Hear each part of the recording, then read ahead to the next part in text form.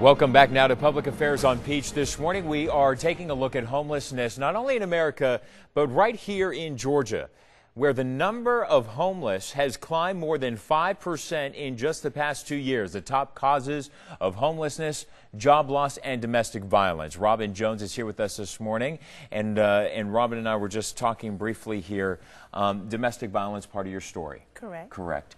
You went to a homeless shelter in what year? 2009? 2009. 2009. Correct. You find yourself as a mother of three. You're in a homeless shelter. How was it for you? What was it like? Take me back to 2009. Well, for me, it was difficult because we didn't have own beds, little stuff. We didn't know where we was going to cook our next meal. So my main thing was making sure my children ate, they were warm.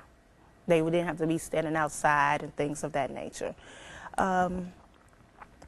Mentally, it was kind of traumatizing because you never know what you're going to do, what your day is going to be like, who you may run into, what may happen. You don't know if it's going to rain all day and you have to be stuck outside all day. You don't know if your one-year-old child is going to be screaming and hollering all day because they're uncomfortable. You always try to keep your children comfortable, and that was my main thing when we were in our situation. Okay, so you make it to a homeless shelter, right? Yes. What was it like when you finally made it into the shelter and having to raise 3 kids in a shelter and also get your life back together? Well, it was tedious. I'm gonna say that, but it's not really that tedious. I'm gonna say that much also because if you're a parent, you know you want to put your children first. You do what you have to do step by step. You tell your children, well, this is only temporary. You tell them that we'll be better later. It might not be right now, but everything happens in time. Not our time, but in time. But in time. In time. And it's very good that you say that because it is very, Yes. very true. So you're in a shelter. Did you get prepared for job interviews? Did you get prepared for that next step while you were there? Yes, at Atlanta Children's Shelter, they helped me a lot. When I first came to Atlanta, I saw a sign saying Atlanta Children's Shelter helps people that are homeless. So what I did was I called them and I called them and I called them till I got in touch with somebody, and that didn't happen. So I just went down there and I spoke with someone, and they had a space available for my baby. He was about 18 months at the time. And we worked well. They helped me speak better, at least I think so. They helped me find clothing that, you know, was appropriate for job interviews and that nature.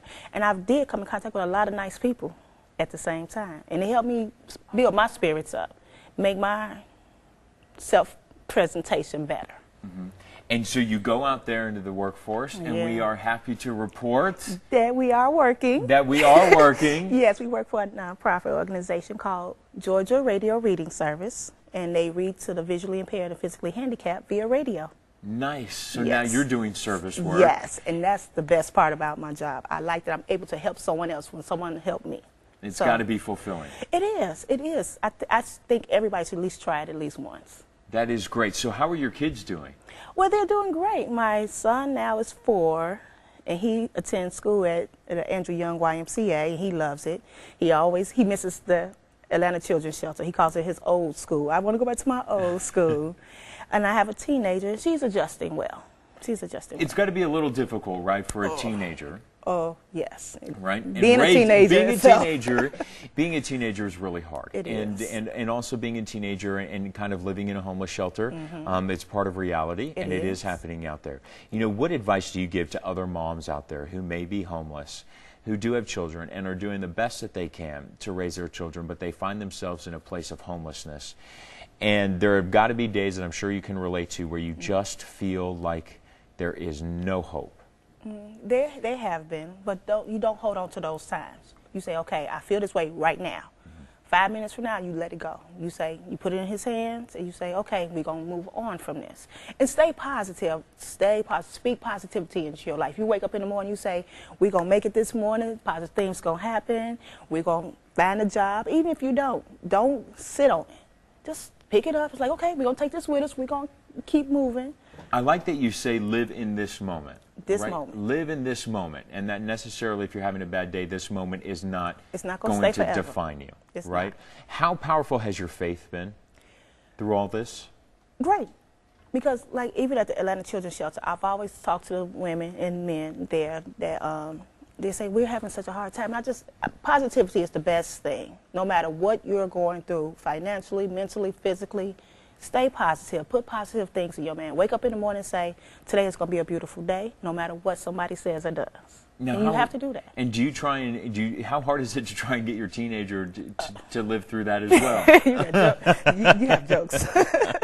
Teenagers, that's a whole nother telecast because they don't want to listen to what we have to say. They seem to think that we don't know what we're talking about. But we've been teenagers before, so we already know these things. And you just have to hold their hand and tell them, say, okay, I know you're resisting right now, but I'm going to stick right by you. You stick by your children no matter what. And tell them, like, it's going to get better. You might be mad at me today. Later on, you'll feel better, and we'll be talking. And that's how it happens. They'll be mad at you in the morning. They come home from school. They're like, Mommy, guess what? I was like, oh, a new child came. All right, Robin, really quickly here, Okay. Your life now compared to it was 3 years ago. Beautiful, beautiful. I've met so many nice people here in Atlanta. I love my job at Georgia Radio Reading Service. I love that the Atlanta Children's Shelter gave me the hands-on to do what I needed to do. They just told me, like, do what you like to do. Tell people what your experience is. And I have, and it helps me. It helps me know that just because you're going through hard times, they're not going to last long. And they don't. It's almost like it's turned out to be a blessing. It is. Taught you new skills and a new career and a new life. They have. And I want to put that out there for the world, everybody else to do also. Robin Jones, I appreciate you Thank coming on the show. Thank you for having me. And seeing a success story right here in person. It is always Atlanta. great. I appreciate your time this morning. Thank you. Stay with us. We're coming right back after a break.